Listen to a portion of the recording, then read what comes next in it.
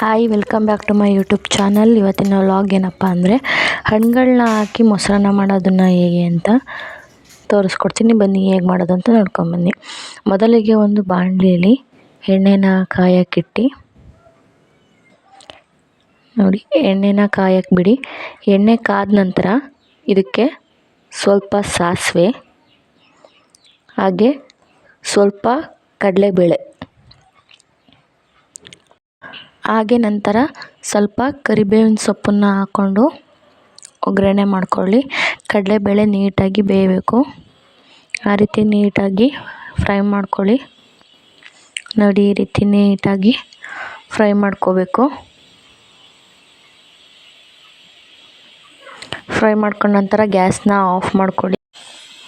ಈಗ ಮೊಸರನ್ನ ಮಾಡೋಕ್ಕೆ ಏನೇನು ಬೇಕು ಅಂತ ತೋರಿಸ್ಕೊಡ್ತೀನಿ ಬನ್ನಿ. ಮೊದಲಿಗೆ ಮೊಸರು, ದ್ರಾಕ್ಷಿ ಹಣ್ಣು, ದಾಳಿಂಬೆ ಹಣ್ಣು, ಕೊತ್ತಂಬರಿ ಸೊಪ್ಪು, 1 ಲೋಟ ನೀರು, ಹಾಗೆ ಒಂದು ಲೋಟ ಹಾಲು, ಹಾಗೆ ರುಚಿಗೆ ತಕ್ಕಷ್ಟು ಉಪ್ಪು, ಹಾಗೆ ಸೈಡಲ್ಲಿ ಸ್ವಲ್ಪ ಅನ್ನ ತಗೊಂಡಿದ್ದೀನಿ.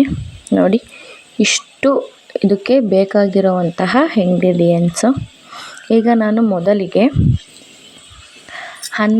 ಅನ್ನನ ತೊಗೊಂಡಿದ್ದೀನಿ. ಅನ್ನಕ್ಕೆ ಆಗಲೇ ಒಗ್ಗರಣೆ ಮಾಡಿಟ್ಕೊಂಡಿರೋಂಥ ಒಗ್ಗರಣೆನ ನಾನು ಹಾಕ್ತಾಯಿದ್ದೀನಿ. ನೋಡಿ, ಈ ರೀತಿ ಒಗ್ಗರಣೆನ ಹಾಕ್ಕೋಬೇಕು. ನಂತರ ಇದಕ್ಕೆ ದಾಳಿಂಬೆ ಹಣ್ಣು, 1 ಕಪ್ ದಾಳಿಂಬೆ ಹಣ್ಣು, ಹಾಗೆ 1 ಕಪ್ ದ್ರಾಕ್ಷಿ, ಹಾಗೆ ಆಗಲೇ ನಾನು ಚಿಕ್ಕದಾಗಿ ಹೆಚ್ಚಿಟ್ಕೊಂಡಿರುವಂತಹ ಕೊತ್ತಂಬರಿ ಸೊಪ್ಪನ್ನ ಹಾಕ್ತಾಯಿದ್ದೀನಿ. ನಂತರ ಇದಕ್ಕೆ ರುಚಿಗೆ ತಕ್ಕಷ್ಟು ಉಪ್ಪು. ನಿಮಗೆ ಉಪ್ಪು ಎಷ್ಟು ಬೇಕು ನೋಡಿಕೊಂಡು ಹಾಕ್ಕೊಳ್ಳಿ.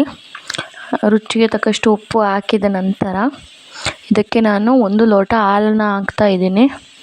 ನೋಡಿ, ಹಾಲು ಹಾಕಿದ್ರೆ ತುಂಬ ಟೇಸ್ಟಾಗಿರುತ್ತೆ ಮೊಸರನ್ನ, ಹಂಗಾಗಿ ನಾನು 1 ಲೋಟ ಹಾಲನ್ನ ಹಾಕ್ತಾಯಿದ್ದೀನಿ. ಇದಕ್ಕೆ ಸ್ವಲ್ಪ ಮೊಸರು, ಗಟ್ಟಿ ಮೊಸರನ್ನ ಹಾಕಿ ನೋಡಿ, ಈ ರೀತಿ ಮೊಸರನ್ನ ಹಾಕ್ಕೊಂಬಿಟ್ಟು ನೀಟಾಗಿ ಈಗ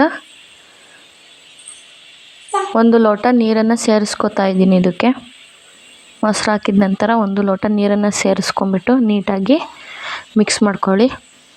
ನೋಡಿ, ಈ ರೀತಿ ನಾನು ಇನ್ನೊಂದು ಸ್ವಲ್ಪ ಮೊಸರನ್ನ ಸೇರಿಸ್ಕೊಂಡು ಮಿಕ್ಸ್ ಮಾಡ್ಕೊತಾ ಇದ್ದೀನಿ.